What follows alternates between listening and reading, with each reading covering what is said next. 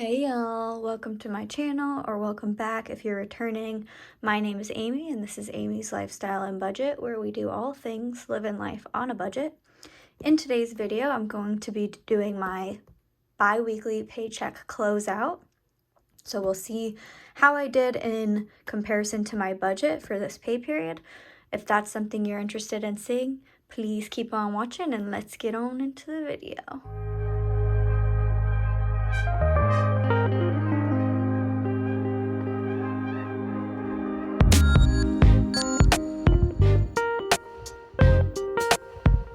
Let's start by opening up my notebook and we'll go through it all.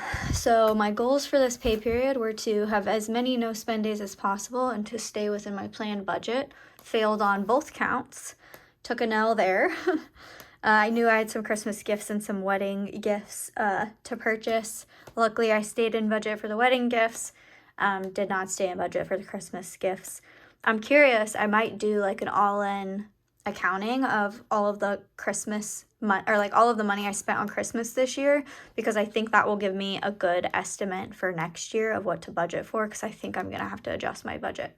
I know I'm going to have to adjust my budget just because of the way that I spend during Christmas. So if you're interested in seeing that, let me know below in the comments. Otherwise, I started out with $415 in my checking account. I ended with $192. That's because I went over budget in some categories. So that is a big red dot. In my savings, I had $2,049. Now I have $1,436. That also went down. That is actually in a large part due to my honeymoon flight booking.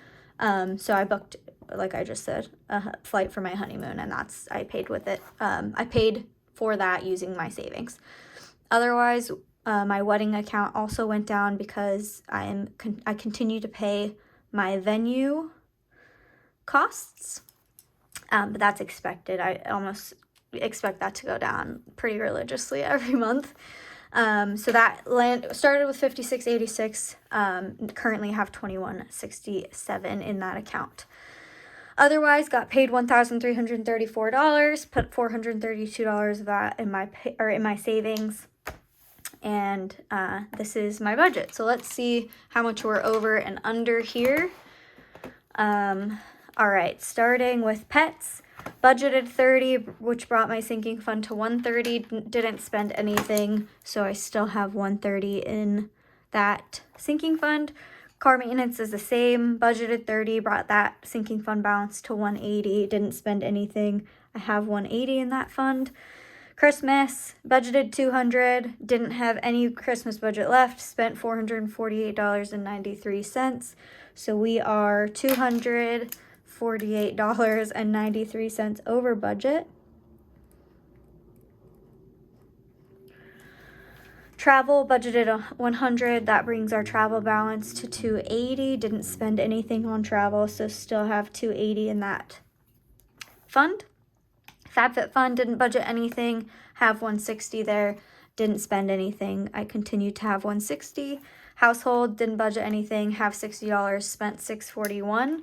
I'm gonna round that up to $7, and that means I should have $50. I don't know why I switched to red. $53 left to spend in that category. Education, didn't spend anything. I have $480 saved. I didn't budget anything. I have $480 in my sinking fund. Didn't spend anything. I continue to have $480 in my account. Groceries, budgeted $100, spent $160.40, so we are $60.40 over budget.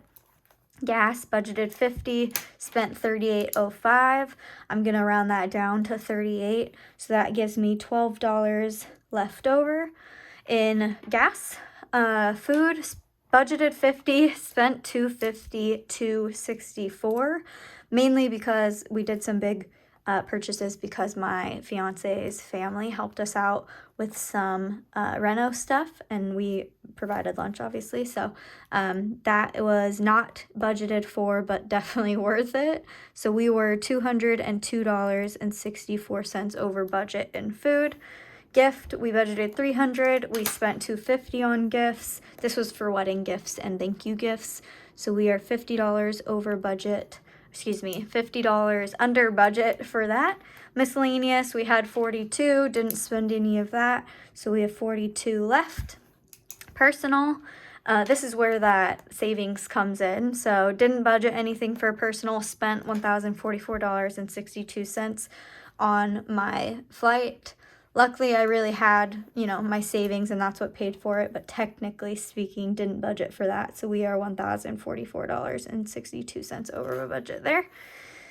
Wedding, $56.86 in my wedding account. Spent $34.94, which brings that $56.86 minus $34.94 to $21.92, thereabouts. So we should have $21.92 in weddings still. I actually have slightly under that, so I think they retain like a minimum savings balance in this account though, so that's really where that difference is there. And it should be right around like $25 or something. So clothing, didn't spend anything, didn't budget anything, so we were flat there. All right, lots of green, which is good, but way over in my red categories. It's not like I was slightly over, I was like significantly over in a number of these, specifically Christmas and food. Groceries, I was over by about $60, so a fair amount to be over. That's why my checking account balance is significantly lower. Same with my savings. So something to think about for me, I think I just need to really count on, honestly, spending probably $200 on groceries every pay period.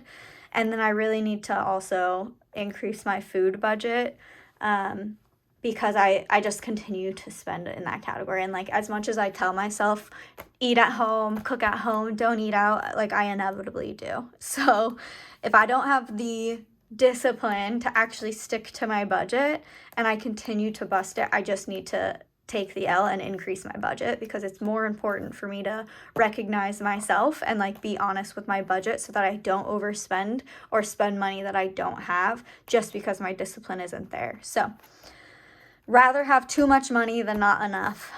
So I need to increase my food budget for sure. Anywho, that wraps up my last pay period. So I have one more pay period. Technically, it's half December, half January, or like a week into January, but we will budget that out in my next video. So if you're curious to see how I change these, tune into my next video. I will see you guys there, and have a happy holiday if you celebrate. Bye.